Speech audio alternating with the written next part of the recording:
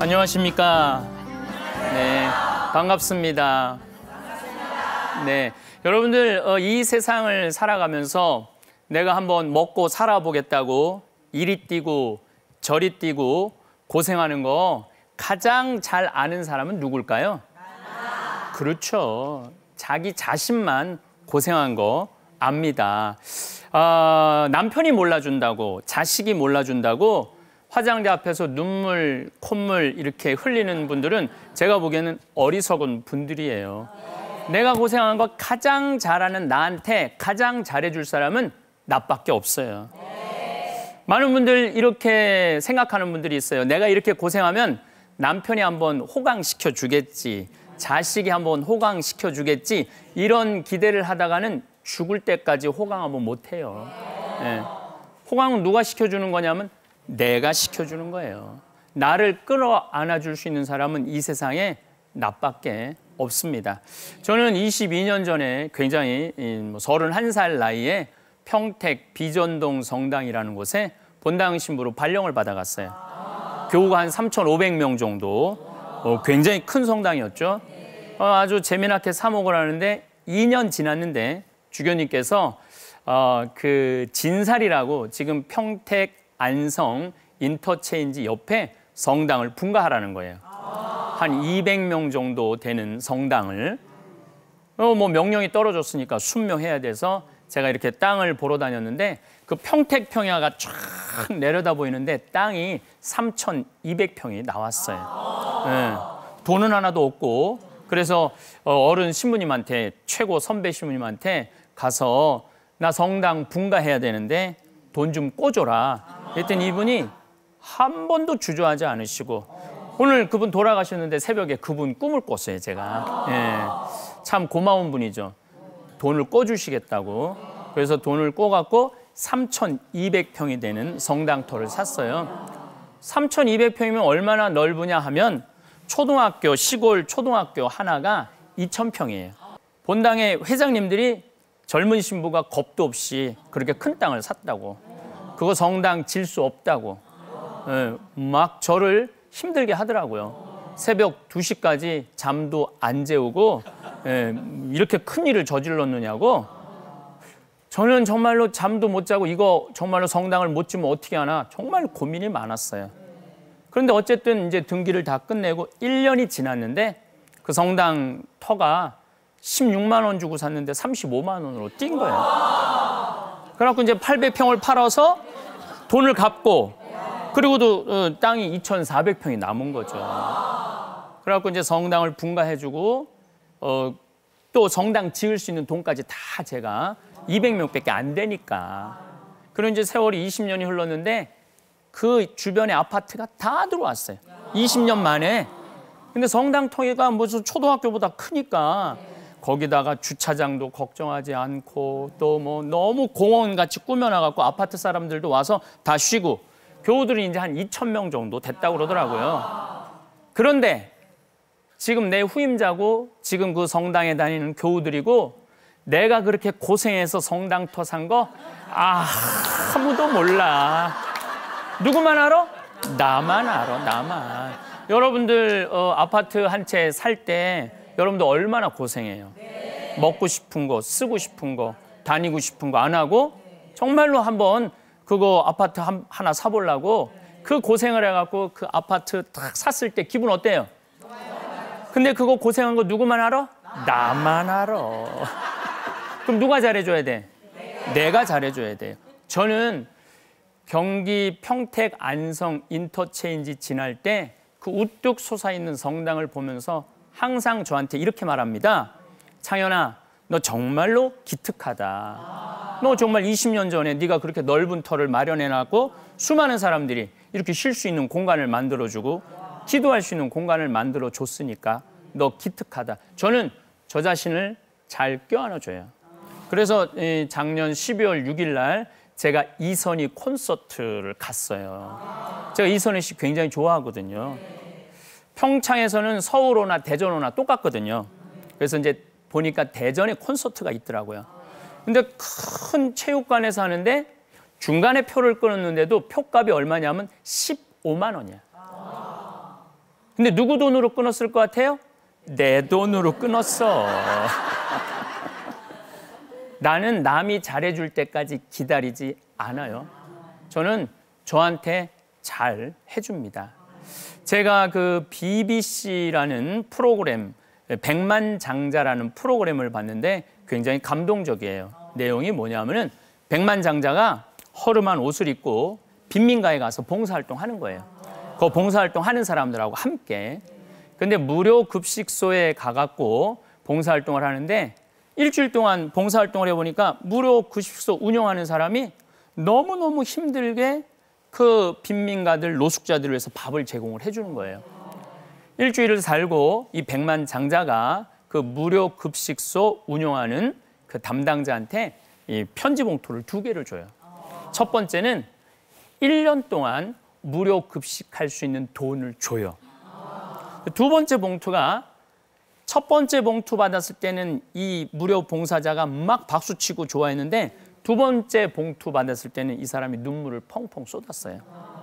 두 번째 봉투는 뭐였느냐 하면은 이 사람 3개월 동안 여행 갈 수 있는 호텔, 비행기 표 이것을 넣어준 거예요. 근데 그 편지 내용이 기가 막혀요. 내가 당신 보니까 어려운 사람 도와준다고 이 사람들 먹을 거 해준다고 3년 동안 하루도 안 쉬고 휴가 한 번 안 갔는데 이제 본인한테도 잘해줘라. 그래갖고 그 본인 3개월 휴가비를 주니까 이 사람이 그걸 받고 눈물을 펑펑 흘리는 거예요. 여기 있는 분들도 아마 그런 분들 많을 거예요. 가족 위해서 주위 사람들 위해서 희생은 하지만 정작 자기한테는 한 번도 휴가를 보내준 적이 없는 분들 많을 거예요. 그러니까 남편이 자식이 어느 날 갑자기 봉투 하나 주면서 여보, 당신 정말로 나를 위해서 우리 가족을 위해서 애 많이 썼으니까 3개월 동안 당신 휴가 갔다 와. 봉투 딱 주면 여러분 울 것 같아요? 안 울 것 같아요? 펑펑 울 거예요. 결국은 우리가 이 인생을 살면서 내가 외로운 게 있어요. 또 나를 몰라줄 때 고통스러운 게 있어요. 저는 우리 평창 생태마을에 교육을 실시합니다. 화요일, 수요일이 1박 2일, 목요일이 하루, 금, 토, 일이 2박 3일 교육을 실시를 해요. 한 번에 200명씩 옵니다. 그런데 이분들의 행복의 크기가 다 달라요. 어떤 분들이 제일 행복한가 봤더니 금, 토, 일, 2박 3일 오시는 분들이 제일 행복하더라고요. 왜 행복한가 봤더니 밥을 무려 6끼를 안 하더라고요. 여러분들 주부가 밥 6개 안 하면 행복할 것 같아요? 안 행복할 것 같아요? 행복하죠. 그리고 이분들이 제일 럭셔리해요. 왜 럭셔리한가 봤더니 설거지를 6끼를 안 하더라고요.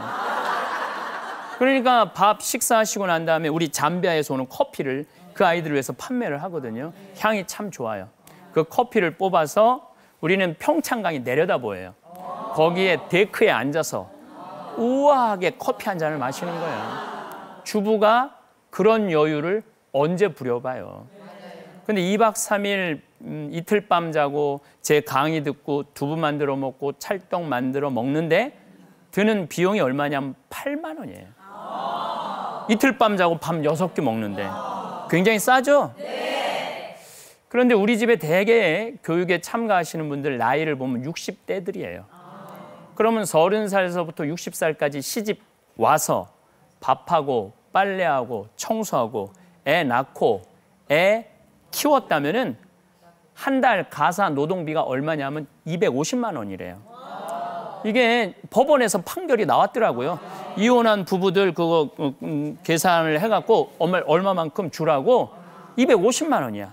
그러니까 30살에서부터 60살까지 집에서 밥하고 빨래하고 청소하고 애 낳고 애 키우신 분들은 남편하고 자식들한테 얼마를 청구할 수 있느냐면 9억을 청구할 수 있어요. 9억. 여러분들 9억 원어치 일하신 거예요. 근데 그렇게 9억 원어치 일을 하고 나 2박 3일 좀 쉬어보겠다고 그 8만 원인데 교육비가 이거를 갈까 말까 고민하는 분들 많습니다. 여러분들은 자식들을 위해서 교육비 500만 원, 1000만 원, 대학 졸업할 때까지 4억 든다고 그러거든요. 또 결혼할 때 막 1억, 2억씩 막 쓰면서 정작 자기한테는 8만 원도 못 쓰는 분들 지금 대한민국에 제가 보기엔 반 이상은 못 써요. 그러면서 남편이 몰라준다고, 자식이 몰라준다고 눈물 찍, 콧물 찍, 그걸 뭐라고 그러냐면 청승이라고 그래요. 청승 뜨는 거예요. 본인을 위해서 8만 원 쏘세요. 쏜다고 누가 뭐라고 그럴 사람 한 명도 없어요. 그러니까 오늘 이후부터 누구한테 잘해줘? 나한테 잘해주시면 돼요. 제가 우리 할머니들하고 가끔 유럽 여행, 성지순례 갈 때가 있어요.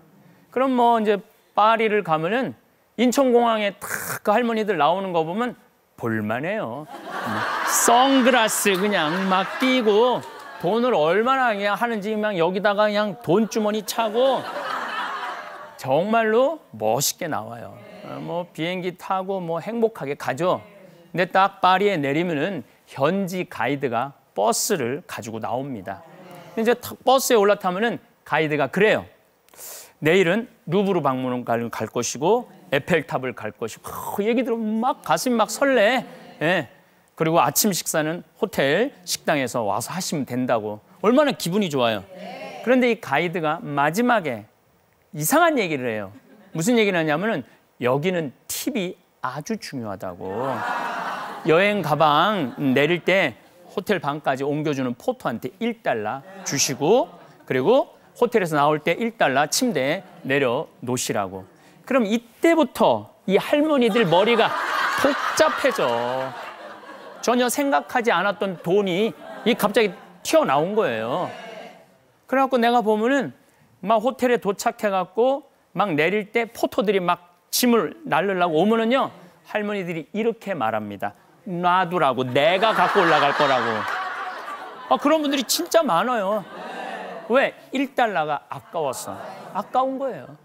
그리고 호텔에다가 내일 떠날 거면은 놓지도 않고 나오는 분들 많아요. 그럼 이 여행 갈 때 보통 400만 원 정도 들여서 가는 거잖아요. 평생 한 번 가는 여행이잖아요. 그럼 하루에 2달러면은 10일이면 2만 원이에요. 400만 원 들여갖고 그 2만 원 기분 좋게 쓰면은 좋은데 버스에서 내릴 때마다 고민을 하는 거야. 1달러를 줄까 말까. 내가 들고 갈 수 있는데 무슨 얘기냐면은 자기를 위해서 뽐나게 쓸 줄을 모르는 거예요. 자기 자신을 위해서 멋있게 쓸 줄 모르는 분들이 참 많아요. 그렇게 많이 수고하고 그렇게 애쓰면서 인생 굽이굽이 살아왔는데 자기한테 한번 휴가 보낼 때 그 1달러 기분 좋게 주면 얼마나 멋있어요. 근데 그게 안 되는 거야. 그러니까 400만 원을 내고 여행을 가도 편안하지 않는 여행을 하는 거죠. 멋있는 여행을 못 하는 거죠. 저는 3년 전에 한 잠비아를 다닌 지 5년 정도 되는데 3년 전에 잠비아를 갔을 때 정글에 들어갔는데 수녀님들이 간호대학을 짓다가 돈이 없어서 못 짓고 있더라고. 폐허처럼. 그래서 내가 수녀님들한테 이거 지라고, 내가 인쇄 좀 책 팔은 돈이 많다고. 제가 한 책을 팔았는데 25번 25세까지 한 책이 있더라고요. 통장에 보니까 굉장히 돈이 많이 들어와 있더라고요. 그래서 이제 한 1년 반에 걸쳐서 집을 다 져줬어요, 대학을. 근데 작년에 우리 직원들이 잠비아를 따라갔어요.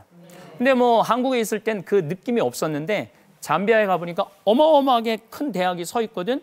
근데 그거 다 내 돈으로 줬다 그러니까 직원들이 막 나를 혼을 내는 거예요. 신부님도 은퇴해서 돈 필요하다고. 이렇게 지금 다 써버리면은 신부님 늙어서 어떻게 하려고 돈을 다 써버리냐고. 지금이야 이렇게 강의도 많이 요청하고 책 원고비도 나오고 뭐 인쇄도 나오고 그러는데 늙으면 아무도 찾아오는 사람 없는데 그때 돈 필요한데 이렇게 다 써버리면 어떻게 하느냐고 저를 혼을 내더라고요. 근데 저는 만약에 내가 70에 은퇴를 했는데 돈이 한 푼도 없으면은 저는 어떻게 할 거냐면은 그냥 사제관에 가만히 앉아 있을 거예요. 그런데 내가 20년 후에 살아 있을지 죽어 있을지 어떻게 알아요? 내가 살아 있을지 죽어 있을지도 모르는 그 시간을 위해서 지금 아무것도 안 하고 가만히 있기는 싫어요. 지금 얼마든지 움직일 수 있고 활동할 수 있고 의미 있는 일 할 수 있는데 지금 하고 나중에 안 하면 되지. 많은 분들은 여기 계신 분들도 나중에 쓰려고 지금 가만히 있는 분들 많아요. 여러분들 아끼다가 써보지도 못하는 분들 많아요. 아끼다가 써보지도 못하고 병들어서 누워있는 분들 많아요. 어마어마한 돈을 갖고 있어도 지금 누워서 아무것도 못하는 분들 많아요. 하려면 언제 해? 지금 하라는 거예요. 여러분 행복하려면 언제 행복해야 돼? 지금 행복해야 돼. 나중에는 행복할지 안 할지 몰라요. 그리고 지금 의미 있는 일하고 지금 신나는 일하면 나중에는 뭐라도 하느냐면 자신의 존재감이 충만해요. 나는 그때 그런 멋진 일을 했었지. 근데 아무것도 안 한 분들은 나중에 나 인생 헛살았다 이런 얘기 참 많이 해요. 지금 그때로 돌아가고 싶다. 내가 움직일 수 있고 활동할 수 있고 쓸 수 있을 때로 돌아가고 싶다. 그런 얘기 저한테 와서 하시는 분들 많아요. 제가 왜 이런 말씀을 드리느냐 하면은 우리 평창에 마지막에 암에 걸려서 저를 찾아오는 분들이 참 많아요. 근데 이분들의 공통적인 얘기가 그거예요. 신부님, 저 시집 와서 시동생 업어 키웠어요. 학비 다 대주고 결혼해주고 살림 다 내줬어요. 내가 정말 다 쓰러져가는 이 집 일으켜 세웠어요. 근데 내가 70이 돼갖고 암이 걸렸는데 찾아오는 사람이 한 명도 없어요. 그렇게 내가 다 해줬는데 고마워하는 동생, 친척 아무도 없어요. 내가 고생하고 희생한 거 알아주는 사람 하나도 없어요. 그런데 지금 자기 인생을 돌아보니 자기한테 너무 함부로 대했다는 거예요. 한 번도 두 다리 쭉 뻗고 편히 쉬어본 적도 없고 한 번 여행 다녀본 적도 없고 평생 고생만 하다가 병들어 죽는다는 거예요. 그러면서 저한테 어떤 분은 저한테 이런 얘기를 하더라고요. 신부님, 마지막 기말고사 성적표를 받았는데 빵점이에요. 빵점이에요. 무슨 얘기냐면 70 인생을 살았는데 자기 인생 성적표를 받았는데 자식도 남편도 다 자기를 몰라보더래요. 그러니까 성적 받은 게 하나도 없다는 거예요. 그러니까 결국은 누구한테 잘해줘야 돼? 나한테 잘해줘야 돼요.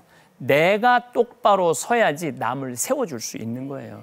내가 똑바로 서야지. 내가 행복해야지 남도 행복하게 해줄 수 있는 거예요. 내가 불행한데 남을 행복하게 해줄 수가 없죠.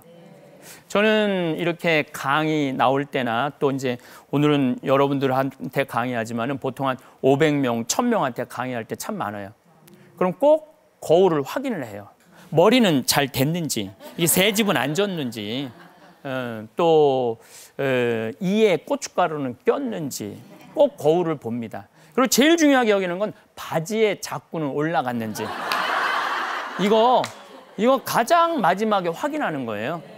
왜냐하면 내가 바지에 자꾸가 내려가면은 내 강의를 듣는 분들은 눈은 내 바지에 와 있고 머리는 딴 데가 있어. 뭐라고 그러냐면 저 신부님 저거 바지에 자꾸 내려갔는데 저거 어떻게 하면 좋은가. 내가 아무리 좋은 얘기를 해도 귀에 안 들어와요. 무슨 얘기냐면 남 앞에 나설 때 내 자신을 점검하는 건 참 중요한 일이에요. 자기 자신을 점검하지 않으면 실수를 하게 돼 있어요. 실수를. 제가 한 번은 어느 기관에 강의를 갔는데 2년 만에 제가 강의를 가게 됐어요. 보통 제가 강의가 1년이 차고 보통 2년, 올해도 이제 강의가 끝나고 내년 이제 강의를 받고 있거든요. 그러니까 이제 2년 만에 제가 이제 그 기관에 강의를 가게 됐어요. 딱 갔는데 나를 마중 나오신 분이 딱 내가 한눈에 알아봤어요. 나를 어마어마하게 기다린 거를. 왜 한눈에 알아봤느냐면은 얼굴에 화장을 어마어마하게 했어. 이 마스카라를 얼마나 말아 올렸는지 눈이 막 뒤집어지려고 그래. 여기다 분을 얼마나 발랐는지. 근데 이분이 루즈도 굉장히 진하게 발랐어요. 루즈도 굉장히 진하게 발랐는데 바빴는지 이 선을 잘못 그려갖고 여기 살짝 올라왔어. 내가 2시 강의였는데 30분 전에 도착해서 커피를 같이 마시는데 30분 동안 대화한 게 생각이 하나도 안 나요. 말할 때마다 이게 보이는 거야. 말할 때마다. 그분이 화장을 다 하고 나올 때 거울을 한 번만 봤다면, 자기 자신을 한 번만 점검했다면 나한테 그런 인상을 주지 않았을 텐데. 실수죠. 자기 자신을 점검하지 않은 거. 여러분들도 인생을 살아가면서 정말 중요한 건 뭐냐면 남 앞에 나설 때 내 자신을 점검해야 되는 거예요. 내가 정말 남 앞에 나서기 합당한가? 합당하지 않으면 고치고 나가야죠. 그런데 더 슬픈 거는 그 사무실에 8명의 직원이 있었어요. 근데 아무도 지적해 주지 않은 거예요. 아무도 지적해 주지 않았어요. 선생님, 얼굴에 지금 루즈가 선이 벗어났으니까 화장실 가서 한 번만 고치십시오 라고 얘기했으면 얼마나 좋았을까요? 근데 그분은 그날 굉장히 기관장들 초청 강의였어요. 그 하루 종일 그 기관장들 앞에서 이러고 다닌 거예요. 이러고. 여러분들, 내가 내 자신을 점검할 수 없다면 남이라도 나를 점검해 줘야 돼요. 근데 문제가 뭐냐면 나를 점검해 줄 남이 없다면 이 사람은 인생을 실패할 확률이 높습니다. 저는 제 멘토가 3명이 있어요. 물론 뭐 또 여러분들도 있지만은 내가 내 마음으로 생각하는 멘토가 3분 있어요. 셋 다 신부님이죠, 물론. 첫 번째 신부님은 나보다 3살 많은 신부님이에요. 이분은 참 신앙적이에요. 지금도 안산 생명센터에서 세월호 유가족들을 위로하면서 살고 있어요. 여러분들, 세월호에서 우리 꽃 같은 아이들이 249명이 죽었죠? 근데 저도 그분 만나러 가서 한 건데 그 249명 가족 중에 너무 괴로워서 7명이 자살을 했어요. 7명이. 그러니까 한 명이라도 위로하고 보호해야 된다고 거기 그 속에 지금 안산에 가서 와동에서 지금 그분들 상담 치료도 하고 미술 치료도 하고 위로도 이렇게. 그 미술 치료를 이렇게 해보니까 1년 만에 색깔이 보이더래요. 1년 동안 온 세상이 회색이었대요, 그분들은.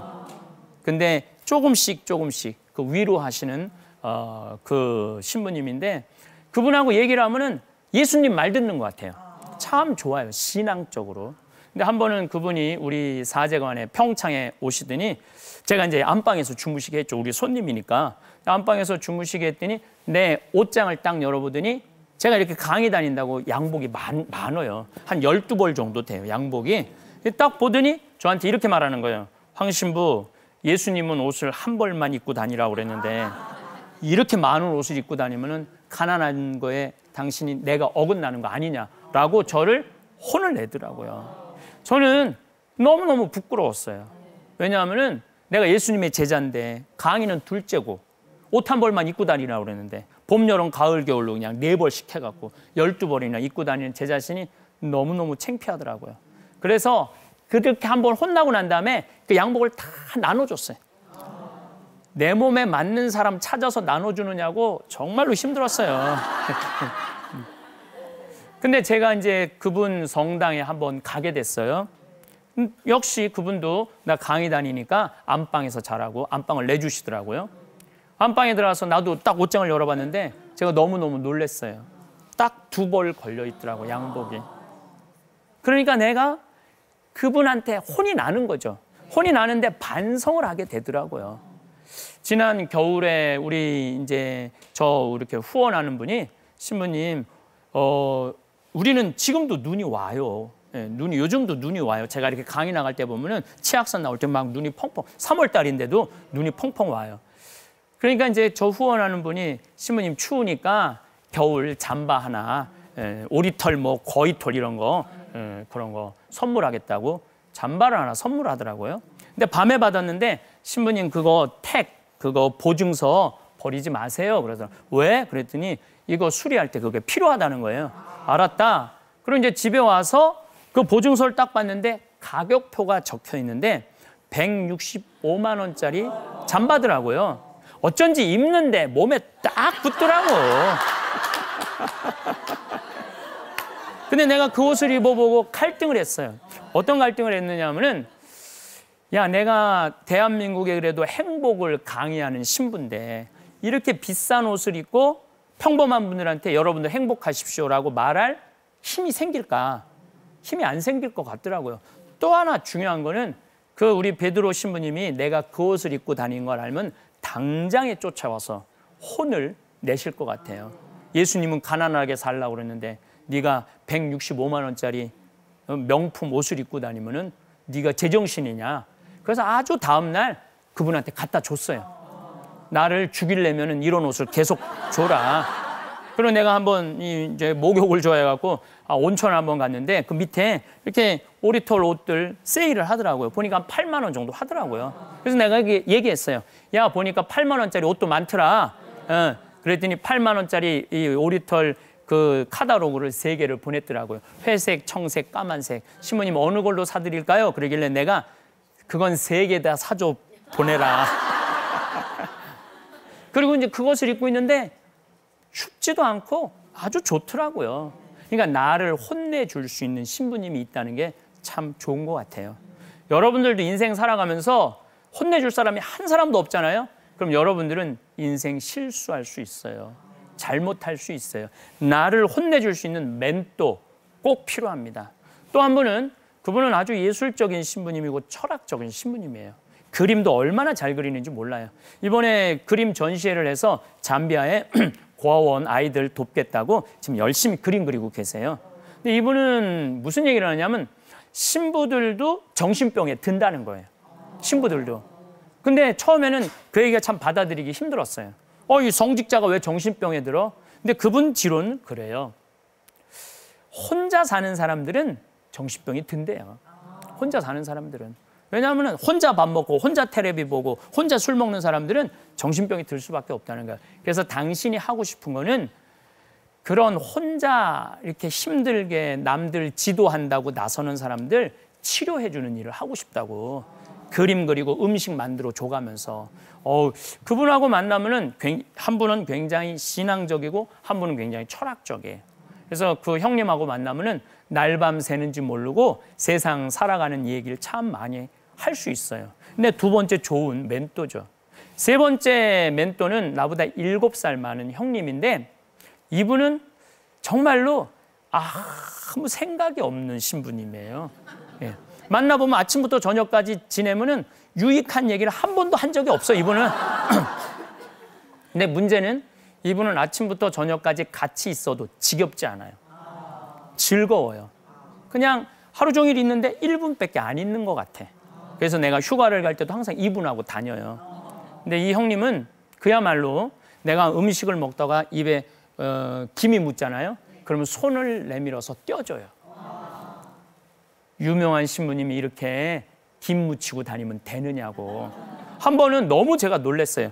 이게 좀 감기가 들어서 코를 풀었는데 여기 코딱지가 묻었는데 정말로 손을 내서 코딱지를 떼어주더라고요. 근데 정말 멘토죠.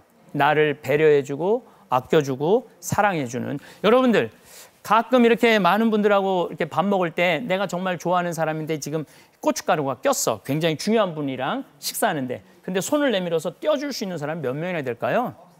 쉽지 않아요. 정말로 아끼고 사랑하지 않으면은 그게 쉽지가 않아요. 그래서 저는 신앙적인 멘토, 철학적인 멘토, 삶의 멘토, 이 멘토를 이렇게 모시고 사니까 참 좋더라고요.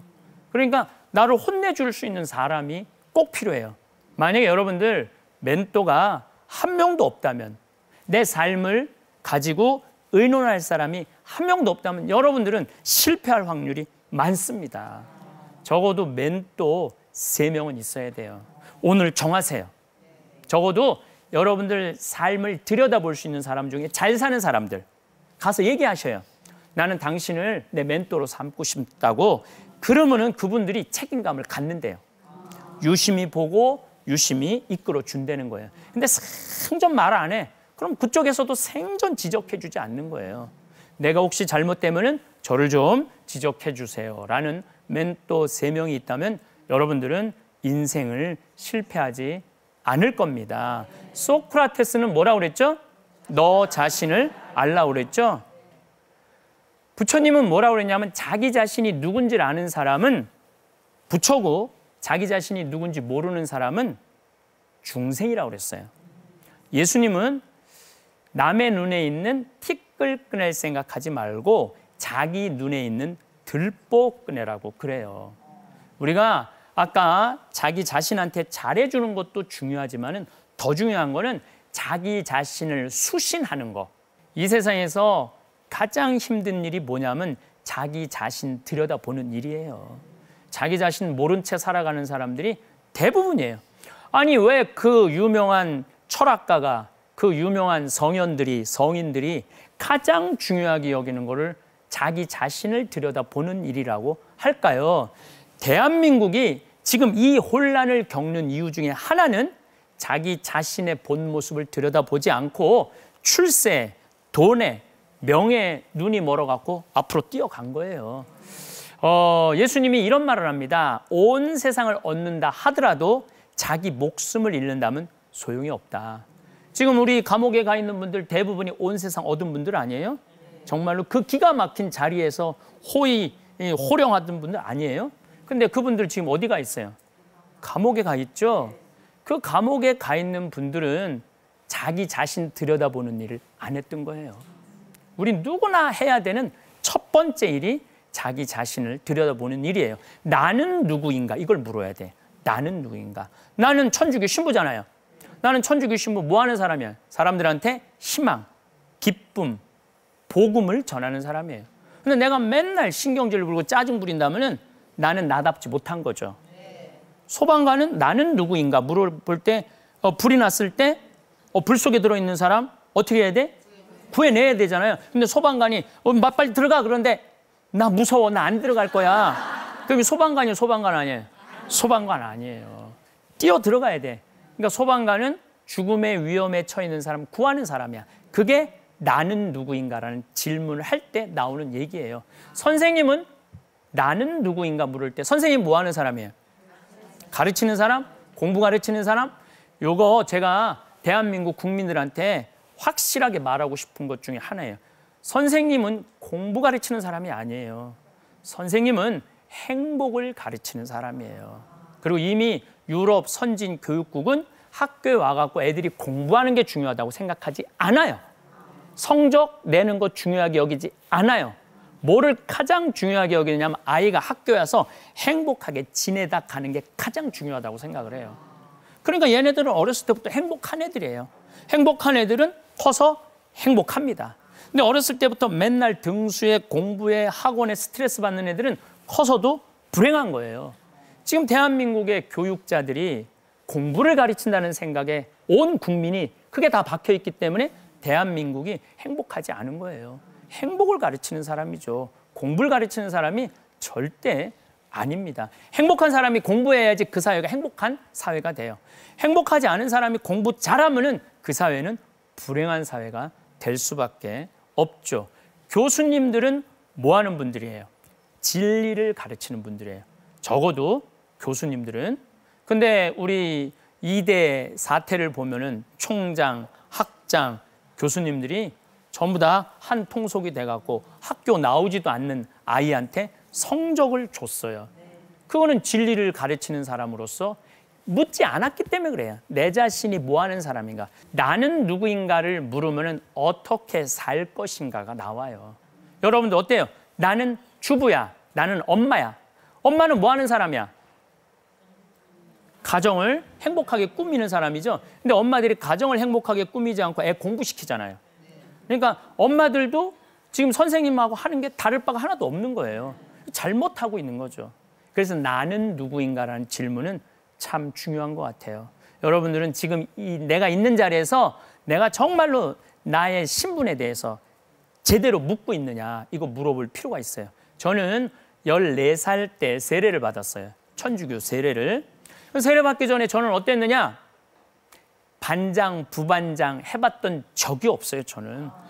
그리고 우리는 한 반에 70명이었기 때문에 줄반장도 굉장히 중요한 자리였어요.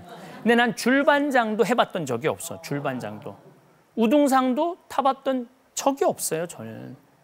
그리고 어렸을 때 우리 집에 내가 막내였는데 내가 성격이 아주 지랄 맞았어요. 그래서 밥 먹을 때 신경질 나면 막 숟가락 던지고 막 그랬어요. 젓가락 던지고. 어떨 때 신경질 날 때 밥그릇도 던지고 그랬어요. 밥그릇 던지면은 그 밥알이 온 방 안에 퍼지잖아요. 그럼 어머니가 그걸 다 쓸어 모아. 그리고 밥그릇에 딱 넣어놓고 난 다음에 저를 안 죽을 만큼 두들겨 팼어요, 어머니가. 그렇게 성격이 아주 못됐어요. 근데 제가 딱 중학교 1학년 때 세례를 받았는데 제 앞에 어마어마한 거울이 나타났어요. 예수 그리스도라는 거울이 나타난 거예요. 예수님을 봤는데 내가 너무 이기적인 거야. 너무 계산적인 거야. 너무너무 신경질적인 거야. 예수님은 나 앉아 손 만져서 고쳐주시고 가난한 사람들 속에서 사시고 그것도 모자라고 십자가에 못 박혀갖고 우리의 죄를 짊어지고 죽으신다는데 나는 남의 죄 짊어질 생각 자체도 안 했던 거예요. 내가 변하더라고요. 내 거울이 어떠냐에 따라서 인생은 변합니다. 여러분들 거울이 뭔 줄 잘 생각해 보셔야 돼요. 그리고 전 15살에 사제가 되기로 결심을 해요. 그야말로 공자님 말씀대로 지우학한 거죠. 사제가 되기로 뜻을 세운 거죠. 공부를 하기로. 고뇌하게 되더라고요. 내가 과연 사제가 되기에 합당한가? 제일 고뇌했던 게 뭐냐면 혼자 사는 거, 여자 없이 사는 거, 독신으로 사는 거. 이게 제일 힘들더라고요. 또 무슨 생각을 했냐면 어렸을 때 성격은 못됐지만 부모님 모시고 효도하고 싶었어요. 그래서 맨날 어렸을 때 뭐라 그러냐면 어머니 내가 도라모통 같은 색시 얻어서 효도할 테니까 걱정하지 말라고 맨날 그랬어요. 그리고 내가 초등학교 때 봐둔 여자도 있었어요. 그런데 신부가 되면 집을 떠나야 되는데 그게 힘들더라고요. 그런 것들이. 그리고 딱 신학교 들어갔는데 그 신학교 들어가기 전까지는 내가 세상에서 제일 똑똑한 줄 알았어요. 여러분들 자녀들 중에 이런 애들이 있어요. 우등상도 못하고 반장, 부반장도 못하는 애들이 말하면 세상에서 자기가 제일 똑똑해. 자기가 다 알아서 한대. 내가 딱 그런 애였어요. 신학교 딱 들어갔는데 서양 철학을 배우는데 소크라테스, 플라톤, 아리스토텔레스, 칸트를 배우는데 내가 아는 게 하나도 없더라고요. 내가 정말로 무식하더라고요.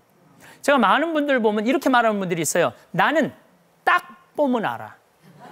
뭘 딱 보면 알아. 공부 하나 하지 않고 딱 보면 알아요. 우리 공부해야 돼요. 공자님은 뭐라 그래요? 배우고 익히니 또한 기쁘지 아니한가 이 말씀도 하셨지만은 아침에 도를 들으면 저녁에 죽어도 좋다고 그랬어요. 그리고 공자님은 마지막까지 공자님 한 번도 학교를 다니신 적이 없어요. 근데 그렇게 위대한 스승이 된 이유는 끝까지 공부하기를 게을리하지 않았다는 거예요. 그래서 우리가 인생을 살아가면서 자기를 껴안는 첫째 방법은 뭐냐면 공부하는 거예요. 그리고 제가 20대 때 가장 큰 선물 중에 하나는 뭐냐면은 내가 신학교 들어가 보니까 내가 세상에서 제일 잘났는 줄 알았더니 나보다 잘난 사람이 너무 많은 거예요. 신학교에. 서울 법대, 서울 공대, 서울 사대, 우리 그때 경기도 전체 수석에 뭐 정말로 잘난 애들이 너무 많더라고요. 여러분들 인생을 살면서 가장 힘든 일이 뭐냐면 어려운 사람 도와주는 거는 하나도 안 힘들어요. 인생을 살면서 가장 힘든 건 뭐냐면 나보다 잘난 인간 인정하는 거예요. 그게 얼마나 어려운 건 줄 아세요? 나보다 잘난 사람 인정하지 못하기 때문에 시기하고 질투하고 모함하는 거예요. 잘났으면 잘난 대로 인정하면은 시기, 모함, 질투할 필요가 없잖아요. 아, 세상에는 나보다 잘난 사람이 많구나. 그걸 인정하고 나니까 두 가지 선물을 받게 되더라고요. 하나는 마음의 평화. 시기, 질투, 모함을 안 하니까 평화롭잖아요. 또 하나는 자유. 자유롭더라고요. 남을 인정한다는 건 곧 나를 인정하는 거예요. 그러니까 나 생긴 그대로 인정하고 나니까 편안하더라고요. 내가 가진 게 3개밖에 없는데 10개 흉내 내려고 그러면 7개는 과부하가 걸리는 거예요. 나는 그냥 3개치만 가지고 살아요. 아니, 못 받은 거를 어떻게 달라고 그래요. 그냥 내가 가지고 있는 것만 다듬기도 사실은 세상 바쁘더라고요. 그래서 30살에 내가 이립을 했어요. 신부님이 됐어, 30살에. 근데 내 인생에 지워버리고 싶은 나이는 30대예요. 이때처럼 내가 실수를 많이 한 적이 없어요. 내가 막 강의하는데 핸드폰이 울리잖아요. 가만히 있지 않았어요. 이때는 원칙 철저하게 따졌었죠. 막 핸드폰이 울리면은 무식하게 남들 방해되게 핸드폰도 안 꺼놨다고. 응. 그리고 내가 미사 때 막 거양성체라고 예수님 들어올리는 예식이 있어요. 그때 막 핸드폰이 울리잖아요. 그럼 딱 내려놓고 한바탕 해요. 일주일에 한번 기도 한번 해보겠다는데 핸드폰도 안 꺼놨다고. 근데 미사가 끝났는데 자매님이 와서 신부님 죄송하다는 거예요. 우리 남편 핸드폰이라는 거예요. 아니 남편 핸드폰인데 왜 당신이 오냐? 남편이 발이 없냐? 입이 없냐? 남편이 와서 사과해야 될 거 아니냐? 그랬더니 이 부인이 하는 말이 신부님 우리 남편은 청각 장애자라는 거예요. 이걸 진동을 해놨는데 풀린 거야. 그러니까 자기도 모르고 남편도 아내도 몰랐던 거야. 그래서 신부님 미사 방해해서 너무너무 죄송하다고.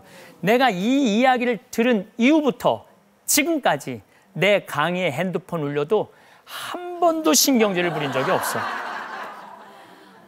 또 우리 지금 지난번 부관장 신부님 얘기는 자기도 핸드폰 울리면은 신경질 안 부린대요. 왜냐하면 아버지하고 같이 미사 참여를 이렇게 무릎을 꿇고 신학생 때 하는데 신부님이 이렇게 예수님 몸을 딱 들어 올리는데 아버지 핸드폰 소리가 있대요. 딱 올리는데 뱀이다 이게 딱 나오더래. 아버지 핸드폰.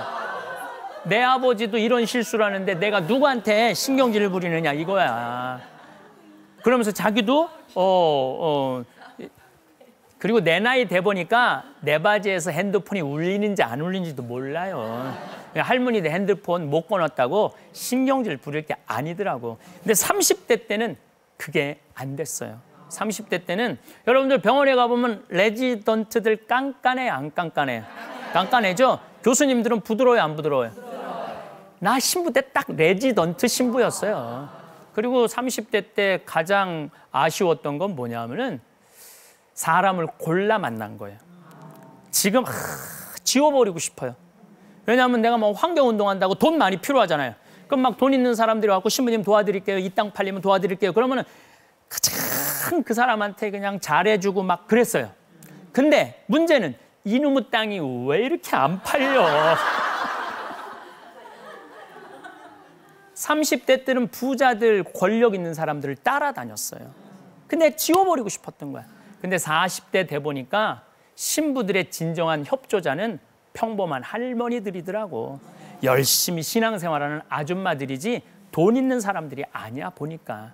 근데 30대 땐 그걸 몰랐어요. 그래서 열정만 가득한 나이가 내 나이가 30대였어요. 근데 40이 됐어요. 40이면 뭐 해야 되는 나이냐면 불혹의 나이야. 불혹이라는 건 뭐냐면 유혹받는 게 없는 나이야.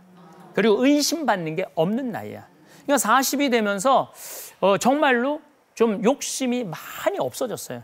여러분 인생에서 제일 힘든 게 뭐냐면 욕심이에요. 지금 감옥에 가 있는 이번 청문회 가고 감옥에 가 있는 대부분의 분들이 왜 거기 가 있느냐면 욕심 때문에 그래요. 욕심 때문에. 저는 청국장 가루를 평창에서 만들어서 판매를 해요. 세금을 내요. 세금을.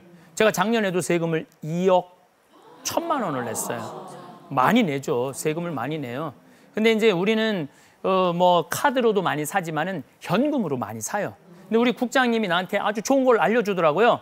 신부님, 이거 현금은 세무서에서 추적할 수가 없다고. 이거 신고하지 않으면은 1억을 줄일 수 있다고. 잠깐 나도 흔들렸죠. 근데 내가 이렇게 말했어요. 사람 머리에는 3가지 지능지수가 있다. 하나는 IQ, 지능지수, EQ, 감성지수. 3번째는 JQ가 있는데 이거는 잔대가리 지수다. 근데 내가 세금 내는 것도 자선하는 거다. 내가 세금 잘 내야지 그 세금 갖고 기초연금도 나눠주고 어려운 복지시설도 하는 거지. 내가 그걸 껴먹는다고 나 그렇게 복잡하게 살기 싫다. 한 푼도 빼지 말고 다 신고해라. 그래서 우리는 한 푼도 빼지 않고 다 신고해. 그러니까 처음부터 유혹에 대한 생각을 아예 없애버리는 거죠. 아예 없애버리니까 마음이 참 편안해요. 그리고 이제 저녁에 이제 혼자 사제관에서 앉아서 뉴스를 보면은 그 돈 많은 사람들이, 그 기업하는 사람들이 세금 떼어먹는다고 분식 회계하고 막 이래다 걸려갖고 막 감옥에 갈 때 보면 또 막 마스크 쓰고 막 휠체어 타고 막 들어갈 때 보면은 제가 참 편안하게 하는 말이 하나 있어요. 내고 살지. 얼마나 산다고, 얼마나 번다고. 그래서 40에 불혹의 나이라는 거는 유혹을 받지 않는 거예요. 유혹을 받지 않고 의심이 없는 거야. 그리고 40에 제가 제일 감사한 건 뭐냐면은 미운 사람이 하나도 없는 거예요. 우리 생태마을에 5개 팀이 있어요. 사무실, 주방, 그다음에 천국, 농장, 관리팀. 직원이 40명인데 다 이뻐. 보면 사무실 가면 사무실 이쁘고, 주방 가면 주방 이쁘고, 농장 가면 농장 예뻐요. 그러니까 생태마을 돌아다니는 게 즐거워. 다 이쁘니까. 근데 문제는 미운 사람은 하나도 없는데 마음에 안 드는 놈들은 너무 많아.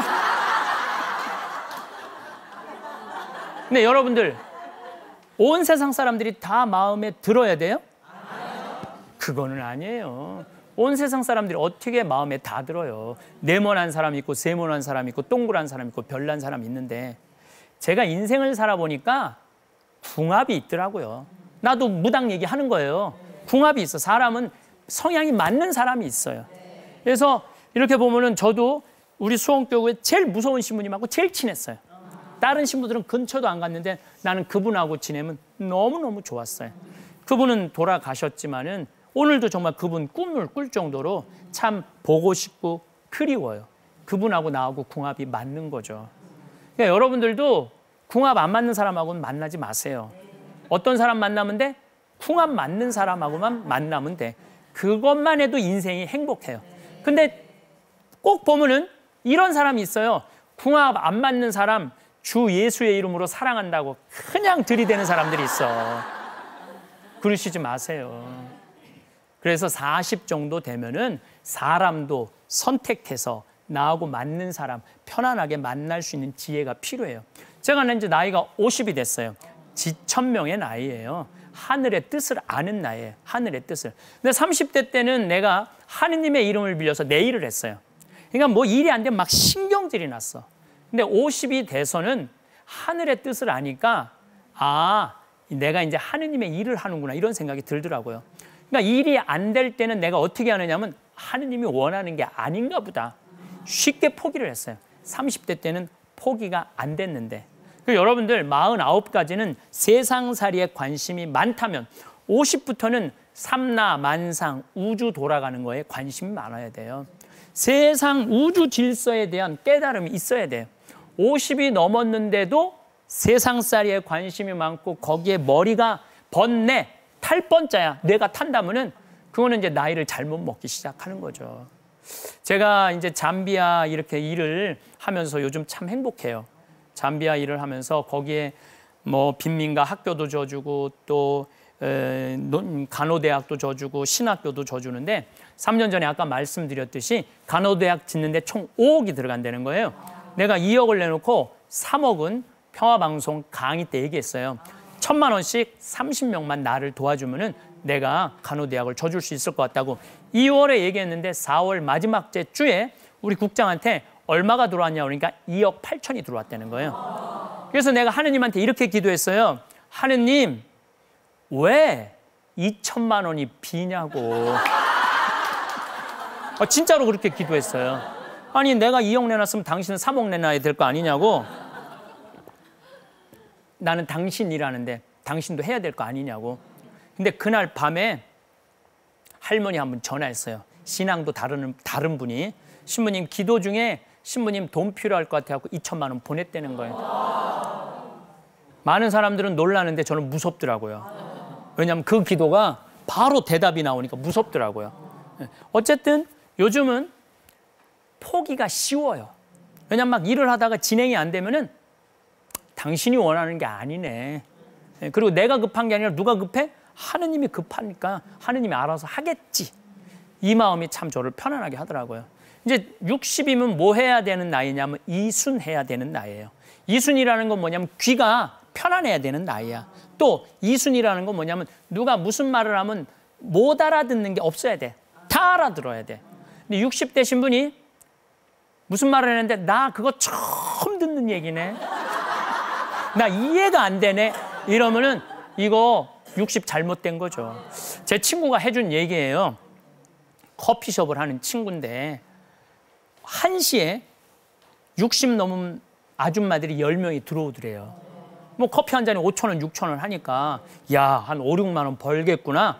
근데 딱 앉더니 아줌마 한 분이 딱 와서 이렇게 말하더래요. 우리가 개모임을 해갖고 밥을 너무너무 많이 먹어갖고 커피를 3잔만 시키겠다고. 네. 3잔을 시켜갖고 막 수다를 떨면서 커피를 마시더래요. 근데 한 30분, 40분 있더니 리필 해달라고 그러더래요. 리필을 해줬대요. 그랬더니 다시 오더니 귀양 리필 해준 거 우리 좀 나눠 마시게 잔 좀 더 달라고. 그래서 60 먹은 아줌마들 10명이 들어왔고 1시부터 3시까지 상 3개를 차지하고 3잔을 시켜 먹고 막 나갈 때 깔깔거리고 웃고 나가는데 너무너무 속이 상하더래요. 왜냐하면 전기세도 내야 되고 가게세도 내야 되고 자기도 일을 해야 되는데 아줌마들이 10명이 들어와갖고 3잔만 시켜 먹고 나가니까. 아니 그렇게 돈이 없으면 스틱커피 있잖아요. 하나에 150원이에요. 그거 스틱커피 하나 사서 그거 바로 앞이 공원이거든요. 거기서 보온병 갖고 와서 먹으면 되지. 남의 매장에 와갖고 사업장에 와갖고 그게 뭐 하는 거예요. 늙으려면은 곱게 늙어야 돼. 늙으려면 곱게 늙어야 돼. 저는 내가 이렇게 60대를 만나보면 정말 아름다운 향기가 나는 사람들이 있어요. 남을 배려할 줄도 알고 정말로 따뜻하게 도와줄 줄도 알고 이런 나이가 돼야 되는데 아주 이기적으로 돼가는 것 같아요. 여러분들 자신을 껴안는 것과 이기적인 건 하늘과 땅 차이예요. 자신한테 넉넉한 사람은 남한테도 넉넉하거든요. 70이면은 뭐 해야 되는 나이냐 하면은 종심소욕 불류구의 나이야. 내 마음 가는 대로 따라도 법에 어긋남이 없어야 돼. 내 마음. 그러니까 내가 하는 행동이 천주교식으로 말한다면 70 먹은 할머니가 하는 행동은 그 누가 하는 행동이냐면 하느님이 하는 행동하고 똑같아야 돼. 근데 70 먹은 할머니들 보면 막 잔치집에 가보면은 막 부친 게 맛있다고 꼬쟁이에 싸갖고 막 그 집이 음식이 남거나 말거나 싸가는 분들 참 많아요. 점점 이기적으로 되는 거죠. 제가 왜 60이 돼갖고 자기 자신을 수신해야 되느냐고 이야기를 하느냐 하면은 지금 60 되신 분들 앞으로 몇 년 더 살아야 되느냐 하면은 60년 더 살아야 돼요. 근데 60 되신 분들이 수신 안 된 분들이 자기 자신을 다스리지 못하는 분들이 60년을 더 살면은 그 사회는 망하는 거예요. 그 사회는 망하는 거예요. 그러니까 60 되신 분들이 수신된 분들이 살면은 그 사회는 건강해지는 거예요. 근데 수신 안 된 분들이 살면은 그 사회는 망할 수밖에 없어요. 그래서 70 종심소욕 불류구 내가 하는 게 곧 어긋남이 없어야 돼 법도에. 근데 공자님이 73까지 살다가 돌아가셨어. 천지가 80 넘게 사는데 지금 방송 보는 분들 80 넘은 분들 많은 거예요. 어떻게 하라고 80 넘은 사람은 어떻게 하라고 70까지만 얘기하고 돌아가셨어요. 그래서 내가 생각해봤어. 80 넘은 분들은 뭐 해야 되느냐. 생생지심의 나이야. 생명, 살아있음에 대해서 감사해야 되는 나이예요. 근데 80 넘은 우리 할머니들 보면은 입만 열면 뭐라고 그러냐면은 늙으면 죽어야 돼. 사는 게 지겨워. 세상 살아보니까 믿을 놈 한 놈도 없어. 이렇게 말하면 잘못 산 거죠. 80까지 살았다면 그 사고, 병 없이 그 나이까지 간 거예요. 그것만 해도 얼마나 감사해요. 저는 7년 전에 위암 수술하고 이 봄만 되면은 하느님 이 아름다운 벚꽃을 또 보게 해주셔서 감사합니다. 한 해 한 해 살아가는 게 얼마나 감사한데요. 여러분들 지금도 자리에 누워서 움직이지 못하는 분들 너무너무 많아요. 80까지 살았다면 복된 분들이에요. 그럼 입에서 뭐라고 그래야 돼? 참 이 나이까지 살게 해주셔서 감사하다라고 말을 해야 됩니다. 그래서 제가 15살서부터 80까지 공자님 말씀을 빌어서 말씀을 드렸어요. 많은 분들은 지금 15도 안 된 분들이 있어요. 공부하겠다고 뜻도 안 세운 분들이 있어요. 그냥 무조건 공부 안 하고 딱 보면 알아. 이런 분들 참 많아요. 또 30에 자기가 실수하는지도 모르고 열정만 내세우는 분들도 있어요. 40에 부록이 못된 분들이 있어. 끝까지 욕심 피는 분들. 50이 되면 세상살이 이제 접어들고 우주 만물 지천명해야 되는 나이예요. 60만 되면은요 누가 내 욕을 해도 화가 나지 않는 나이. 그런 도가 정말로 점점 신선으로 되는 나이 값을 하는 나이가 돼야 된다는 거죠. 70은 말할 것도 없고. 그래서 자신을 껴안는 첫 번째 방법은 뭐냐? 웃어요. 제발 웃으세요. 웃으면 여러분들 기적이 일어나요. 저는 제가 외국에 이렇게 강의를 갈 때 대개 신부님들이 나오는 거 원하지 않아요. 왜냐하면 그 교우들이 막 나한테 신부님 막 이러고 좋아하고 그러고 자기가 소외되니까. 사실은 여러분들 아까 제가 말씀드린 세상에서 가장 힘든 거는 나보다 잘난 인간 인정하는 거예요. 근데 그 신부님 딱 얼굴이 굳어 있어요. 공항에. 근데 3분만 지나고 나면 그분 얼굴이 다 펴요. 나한테 그래요. 신부님 오기 전에 막 신부님 욕했는데 저 신부님 얼굴이 펴졌어요. 어떻게 3분 만에 얼굴이 펴졌어요? 저는 그분 눈만 봐요. 공항에서 그분 눈만 보고 어떻게 하느냐면 3분 동안. 그럼 이분은 변해요. 아무리 처음 만나는 사람도 3분이면 다 변해요. 어떨 때? 웃을 때. 자기 자신을 껴안는 사람은 웃을 수 있어요. 두 번째는 운동하세요. 제가 요즘 운동을 많이 하고 아까도 병원에서 아주 암 하나도 없다고 그러는데 운동하니까 기분이 좋더라고요. 자기한테 잘해주는 방법은 운동하는 거예요. 세 번째는 이벤트를 좀 해주세요. 자기한테. 너 60년 동안 애썼으니까 이번에 봄에 경주 거기 온천도 좋으니까 2박 3일 내가 너한테 휴가 보내줄게. 딱 본인이 끊어. 휴가 딱 해갖고 본인이 갔다 오세요. 조금 더 쓰려면은 너 이번에 유럽 여행 산토리니 갔다 와. 끊어줘. 본인이 갔다 와. 남편하고 자식이 잘해줄 때까지 기다리다가는 죽을 때까지 호강 한번 못하고 죽는 분들 많습니다. 제가 맨 마지막으로 부탁드리는 거는 어려운 이웃한테 잘해주세요. 어려운 이웃한테 잘해줄 때 뭐가 올라가냐면 자존감이 올라가요. 근데 돈을 아무리 많이 모아도 어려운 이웃한테 도와주지 않는 사람은 자존감이 올라가지 않아요. 제가 저한테 아프리카 도와주라고 200억을 봉헌한 할머니가 있어요. 근데 이분이 82전까지 재산을 600억을 날렸대요. 재판으로. 그런데 이제 마지막 남은 200억을 봉헌하고 나서 자기 인생에는 언제 행복하기 시작했느냐면 80부터 행복하기 시작했대.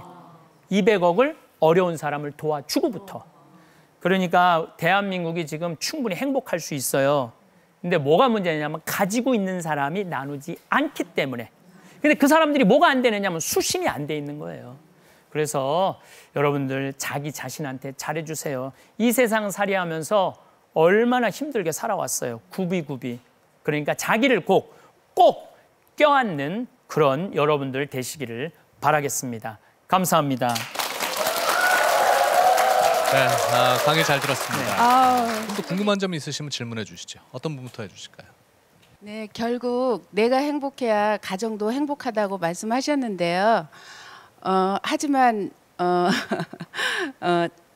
누군가 이렇게 좀 더 희생을 해야 가족 모두가 행복할 수 있잖아요. 네, 그래서 네, 네. 모두가 자신만의 행복만 추구한다면 네. 이기적인 사회가 되지 네. 않을까요? 네, 이제 이게 단순한 질문이 아니라 어마어마한 질문을 지금 하셨어요. 과연 그 신앙인의 문제도 있고 대한민국의 육아적인 윤리 문제도 있어요.